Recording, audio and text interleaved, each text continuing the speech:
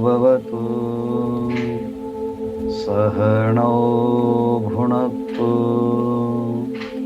सह वीर्यं करवावहै तेजस्विनावधीतमस्तु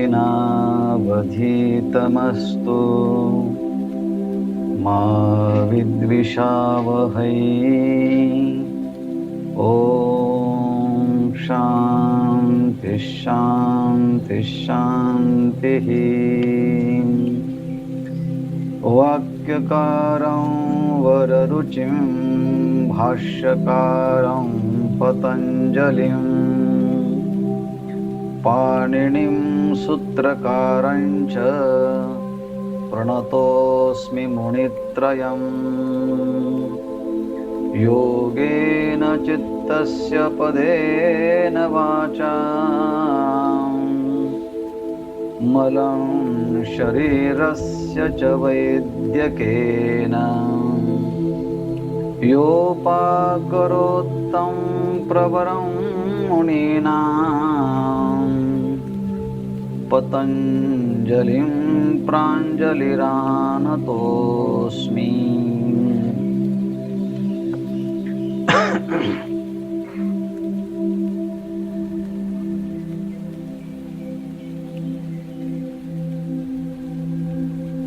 पतंजलि महर्षि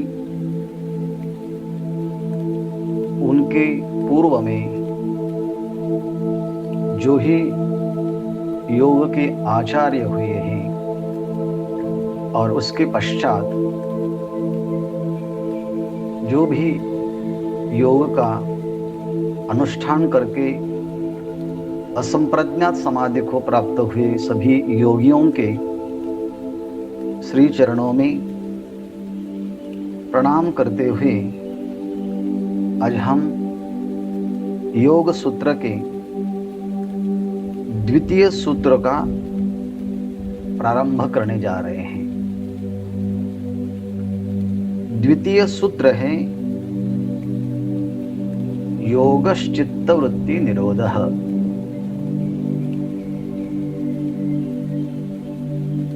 इसका अर्थ हम अभी देखेंगे।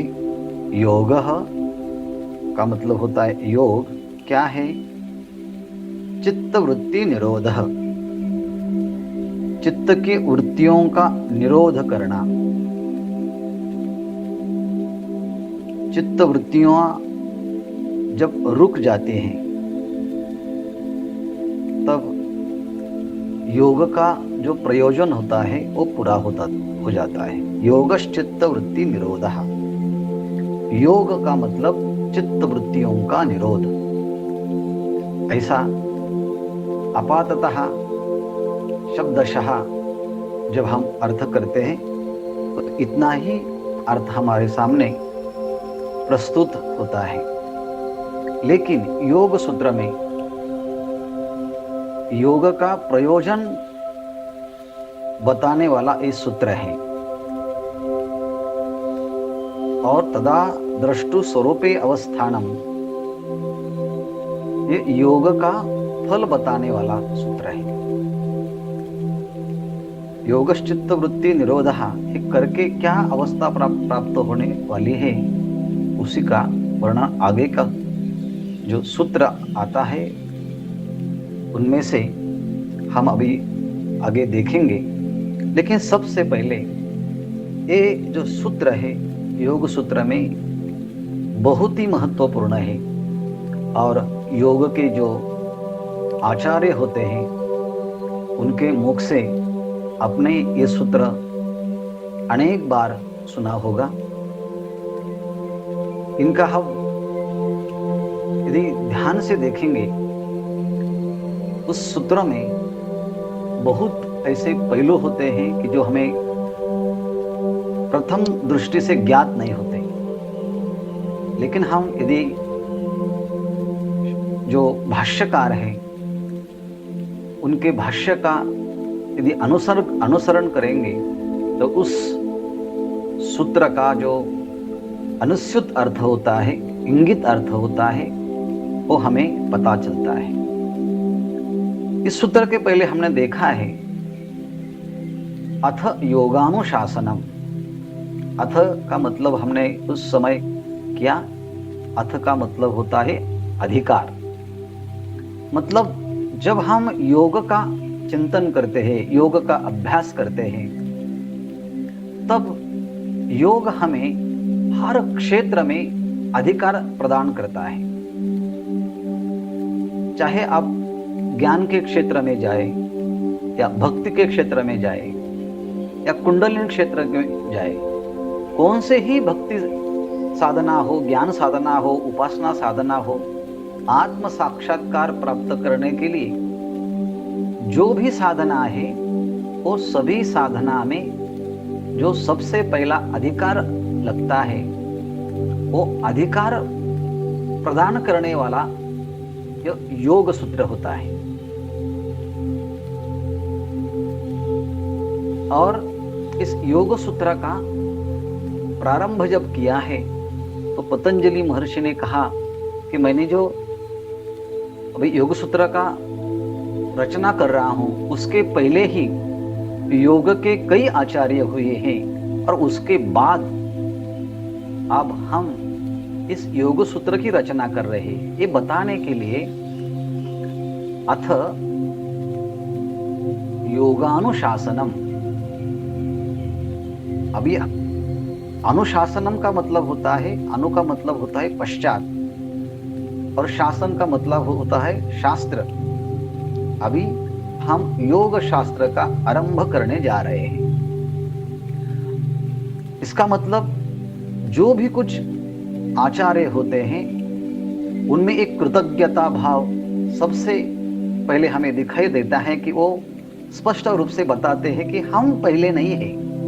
उसके पहले भी योग के कई आचार्य हुए हैं, उन्होंने वो ज्ञान हमें प्राप्त करके दिया है, और उसके पहले ये सब ज्ञान हमें ईश्वर से प्राप्त हुआ है। इसलिए तो आगे एक सूत्र आने वाला है।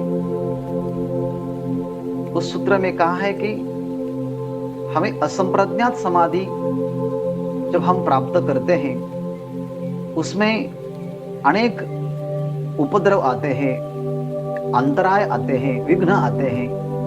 उनको दूर करने के लिए हमें ईश्वर की आराधना करनी चाहिए, मतलब भक्ति करनी चाहिए। और उस समय ईश्वर प्रणिधानाद्वा ये सूत्र आता है। और ईश्वर प्रणिधान का मतलब है ईश्वर की उपासना, ईश्वर की प्रार्थना, ध्यान, अनुष्ठान, समर्पण।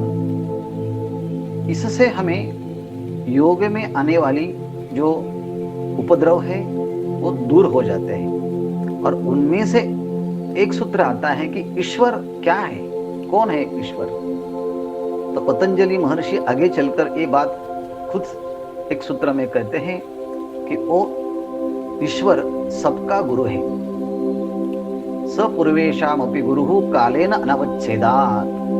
इसका मतलब होता है योग के जितने भी आचार्य हुए हैं पहले, वो सब आचार्य विशिष्ट काल में हुए हैं, विशिष्ट पर्टिकुलर पीरियड्स ऑफ टाइम।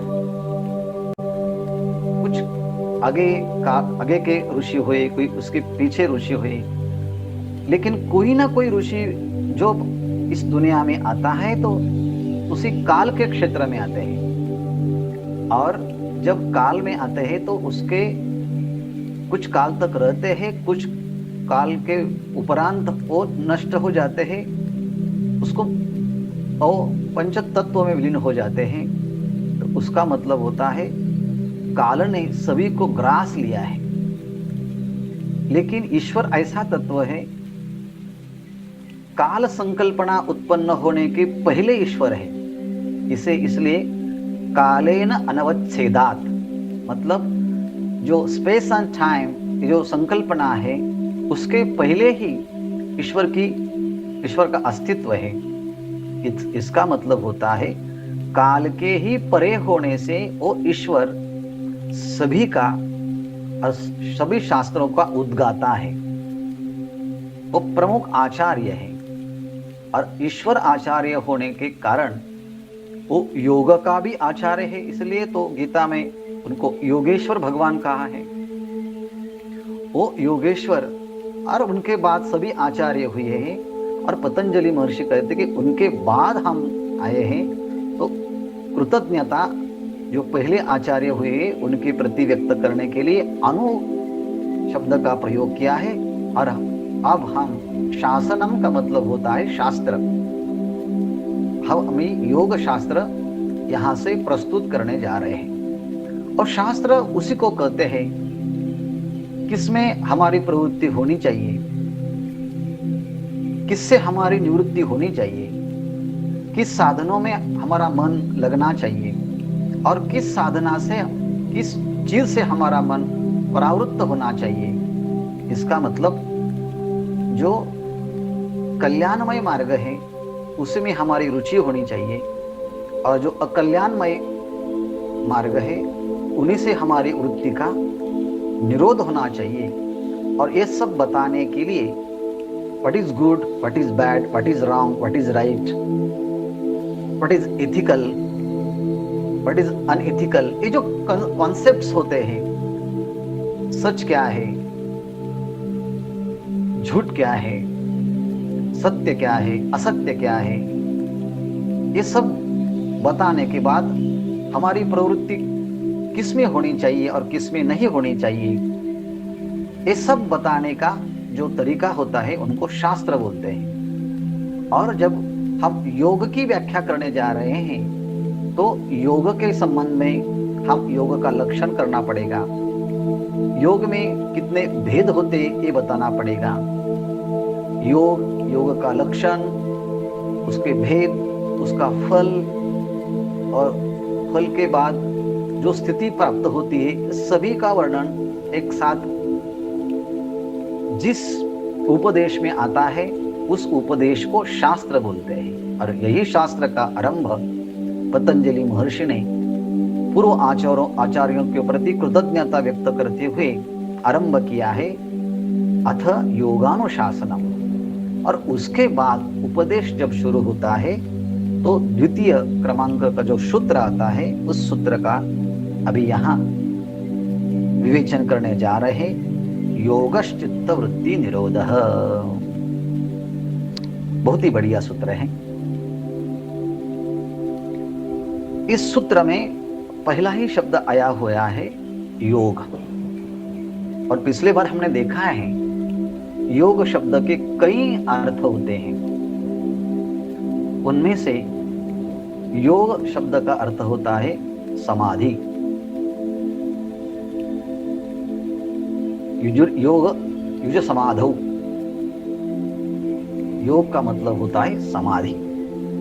और समाधि वो तो यम नियम आसन प्राणायाम प्रत्याहार धारणा ध्यान समाधि वो अंतिम साधन होता है।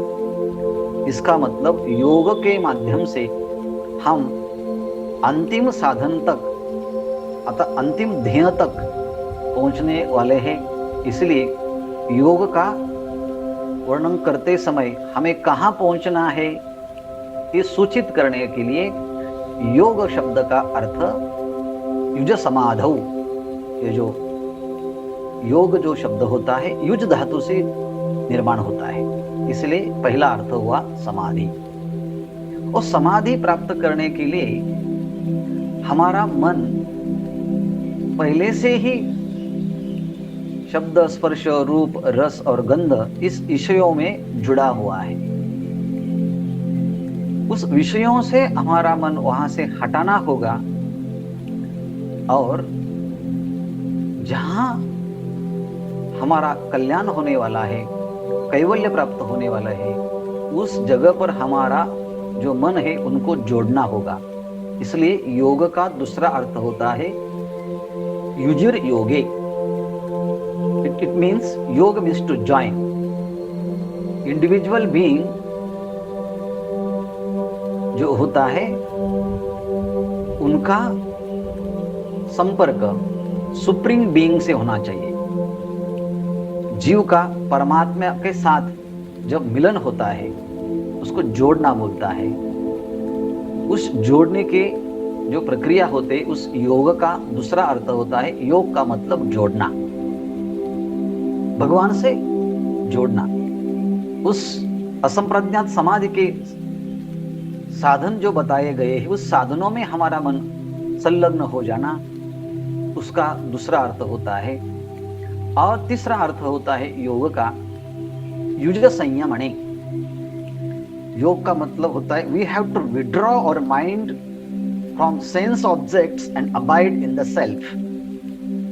हमारा जो मन है वो विषयों से संयमित करना होगा, इंद्रियों को संयमित करना होगा, हमारी वासनाओं को संयमित करना होगा। और इसीलिए युज संयमने, युज शब्द का अर्थ होता है संयमन करना। और तीसरा अर्थ ये होता है हमारा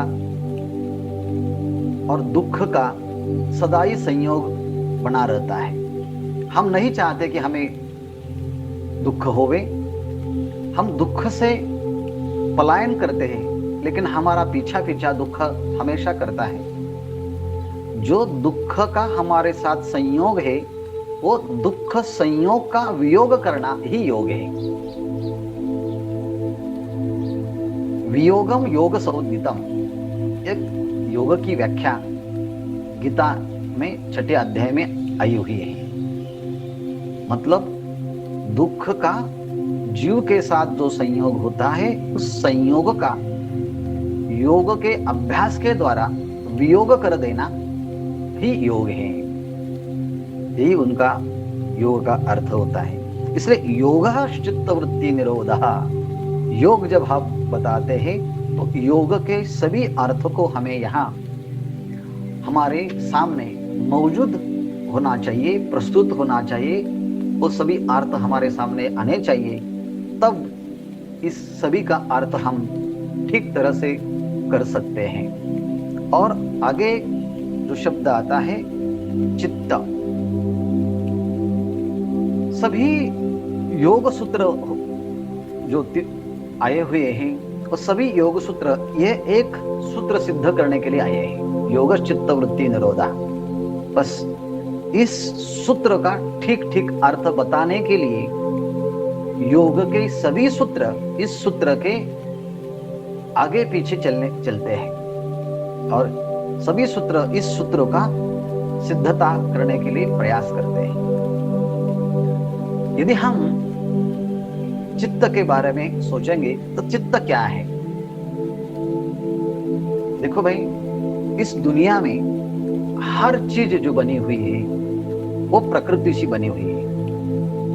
यदि हर चीज प्रकृति से बनी हुई है तो चित्त भी तो प्रकृति का ही एक अंश है। तो चित्त भी प्रकृति का एक कार्य है। सभी चीजें प्रकृति की बनी हुई है तो चित्त भी एक प्रकृति का ही कार्य है, प्रकृति का ही परिणाम है। और प्रकृति क्या है? तो चित्त का जब हम विचार करते हैं तब चित्त जिस कारण से बना हुआ है उस कारण का भी विचार यहाँ करना उचित लगता है। तो ये चित्त प्रकृति का कार्य है और प्रकृति में जो गुण होते हैं वो सभी गुण उसके कार्य में संक्रमित हो जाते हैं। जो जो गुण माता पिता में होते हैं, जो जो गुण पितामह प्रपितामह में होते हैं, वो सभी गुण पोते में आते हैं। इसका कारण है वो जेनेटिक्स, वो रूल के अनुसार ये सब होता है।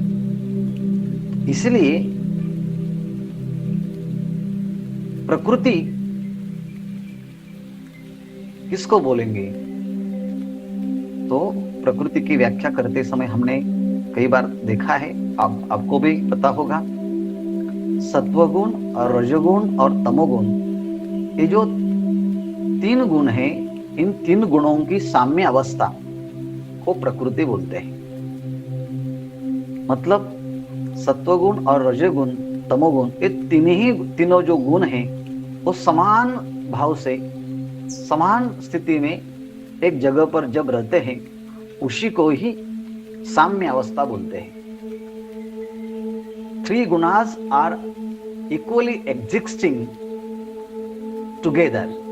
जो तीन गुण होते हैं, सत्वगुण, रजोगुण, तमोगुण, वो तीनों ही गुण एक साथ एक जगह पर जब रहते हैं उस स्थिति को हम प्रकृति बोलते हैं। और प्रकृति का दूसरा नाम प्रधान ये भी बताया जाता है। जैसे कि कोई पहले राजा होते थे और उनका कार्य करने के लिए जो मंत्री होते हैं और उस कार्य में प्रमुख मंत्री राजा का होता था, उनको प्रधान बोलते थे। इसीलिए प्रकृति को प्रधान भी कभी कभी कहा है। इसका मतलब जो चेतन पुरुष है उनका प्रयोजन भोग और मोक्ष, ये दो होता है।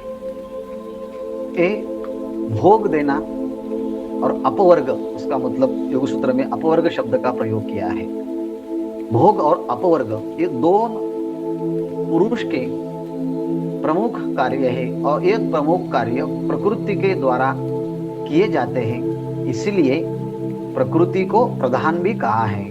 और यह प्रकृति त्रिगुणात्मक होती है, तीनों गुण यहाँ एक साथ होते हैं। लेकिन ये प्रकृति जब सृष्टि का निर्माण करते हैं तब उसमें परिणाम होता है और परिणाम को ही हम अब यहाँ इस सूत्र में वृत्ति कहेंगे। योगश्चित्त वृत्ति, योग भी हमने बता दिया, चित्त ये प्रकृति का कार्य है ये भी हमने बता दिया, आगे उसका विश्लेषण करेंगे। लेकिन उसके पहले चित्त की वृत्ति देखने के पहले हम प्रकृति क्या है हमने देखा और उसका परिणाम कैसा होता है ये देखेंगे। यदि प्रकृति का परिणाम हमारे मन में ठीक तरह से समझ में आएगा, उसी तरह के जो अंडरस्टैंडिंग है उस अंडरस्टैंडिंग के माध्यम से हम चित्त वृत्ति जो संकल्पना है वो हम ठीक तरह से समझ पाएंगे। परिणाम किसको बोलते हैं?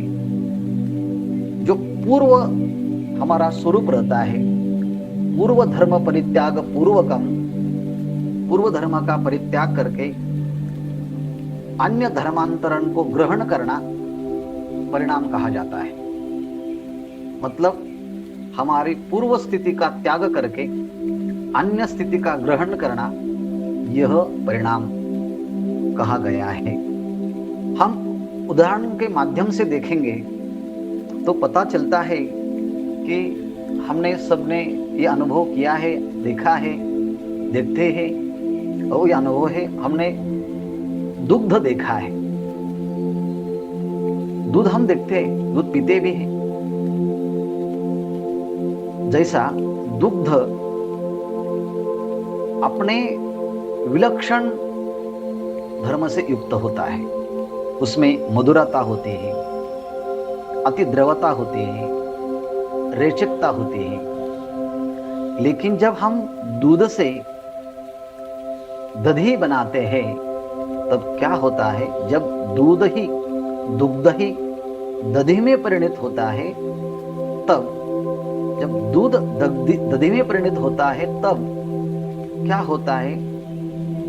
जो मधुरता, द्रवता, रेचकता जो दूध के धर्म होते, उस धर्म को दुग्ध परित्याग कर देता है, त्याग देता है। और उसका परिणाम जब दधी में होता है तो उसको धर्मांतरण बोलते हैं। तब वो मधुरता के धर्म का त्याग कर अम्लता धर्म का स्वीकार करता है।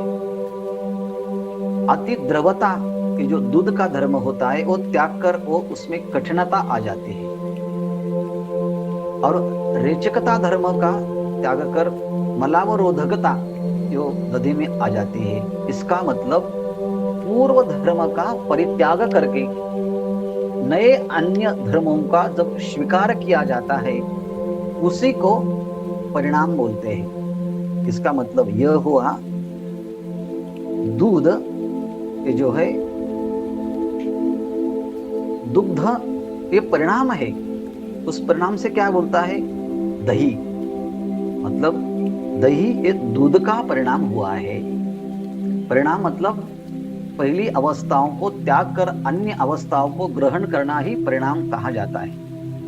वैसे त्रिगुण, रजोगुण, तमोगुण उनकी साम्य अवस्था होती है, उस साम्य अवस्था को छोड़कर ये तीन गुणों में से कभी सत्व गुण की वृद्धि हो जाती है और रजोगुण तमोगुण कम हो जाता है। उस गुणों में विषमता जब आती है तो प्रकृति का पहला परिणाम होता है महत। महत क्यों बोलेंगे, उस प्रकृति के तीनों गुणों में विषमता आ गई, विषमता आई तो भी हमें वो महत तत्व हम बोलते हैं, और महत तत्व ये प्रकृति का परिणाम है। और महत तत्व से अहंकार हुआ, मतलब अहंकार यह महत तत्व का परिणाम है। अहंकार से पंच तन्मात्रा, शब्द स्पर्श रूप रस गंध, ये सूक्ष्म तन्मात्रा होती है, अहंकार का परिणाम है।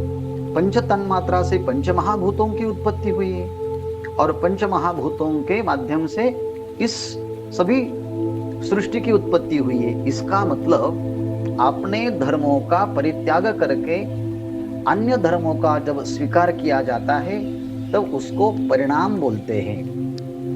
तो चित्त का जो परिणाम होता है, उस चित्त का परिणाम को ही आगे चलकर वृत्ति कहते हैं। योगश्चित्त वृत्ति, योग जो हमने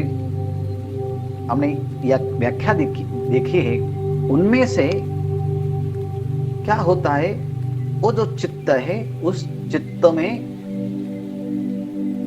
अनेक वृत्तियां निर्माण होती है, उसको चित्त वृत्ति बोलते हैं। जैसे मुंबई में रहने वाले बहुत लोग समुद्र में बड़ा ही बड़ा पानी होता है, वो पानी जब खाड़ियों में जाता है तो उसका अलग तरह से छोटा रूप प्राप्त होता है। जब समुद्र से ही निर्माण हुआ जल आगे चलकर किसी स्थान में जाता है तो उसको हम खाड़ी बोलते हैं। इसका मतलब उस परिणाम को प्राप्त हुआ है।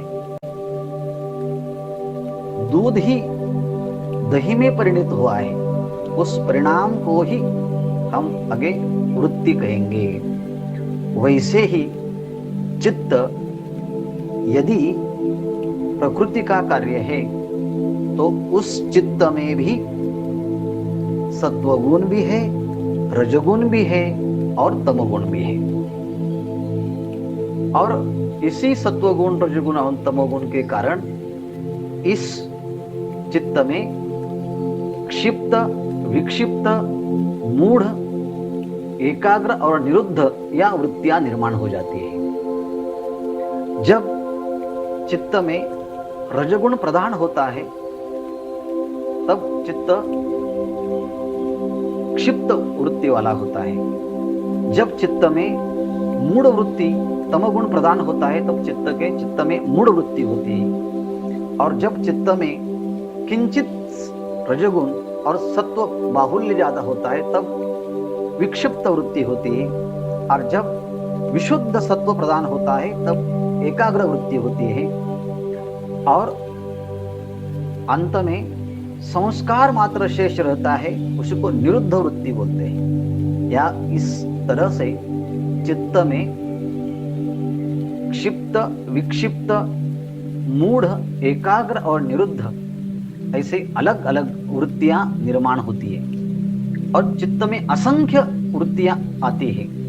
जैसे जल में वायु के संपर्क से अनेक तरंग निर्माण होते हैं, वैसे ही हमारे मन में अंदर से काम क्रोधादिक से और बाहर से शब्द स्पर्श रूप रस गंध, इसके माध्यम से चित्त में अनेक तरंग निर्माण हो जाते हैं। और अंतर्बाह्य इस आलंबन के माध्यम से जब तरंग निर्माण होते हैं तब उनमें वृत्तियां बोलते हैं। चित्त में असंख्य वृत्तियां निर्माण होती है। और जब वायु का वेग कम हो जाता है तब सभी तरंगे तरंगे वो जल में लीन हो जाते हैं। मतलब जल से निर्माण हुए तरंग फिर जल में ही लीन हो जाते हैं। वैसे अंतर्बाह्य अलंबनों के माध्यम से चित्त में असंख्य वृत्तियां निर्माण होती है, लेकिन योग के अभ्यास से सब चित्तों की वृत्तियां चित्त में जब लीन हो जाती हैं तब चित्त अपने स्वरूप में स्थित होता है। इसलिए योग ही का प्रयोजन बताते हुए कहा योगश्चित्त वृत्ति निरोधः। योग क्या करता है? चित्त वृत्तियों में निर्माण होने वाला जो सत्वगुण, रजगुण और तमोगुण और उनके माध्यम से निर्माण होने वाली असंख्य वृत्तियां हैं, उस सभी वृत्तियों को यम नियम आसन प्राणायाम आदि विवेक वैराग्य के माध्यम से उसको हम जब रोक देते हैं, उसको संयमित करते हैं, तब योग का प्रयोजन सफल होता है। इसलिए योगश्चित्त वृत्ति निरोधः, इसका मतलब योग क्या है? चित्त वृत्तियों का निरोध है। उसमें और भी कुछ विचार समाविष्ट होने वाले हैं, तो ये सब विचार हम आगे देखेंगे। यहाँ हम हमारी वाणी को विराम दे रहे हैं।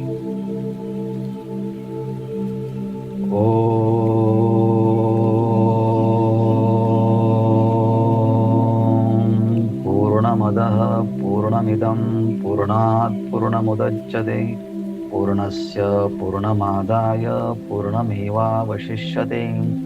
ओम शांति शांति शांति।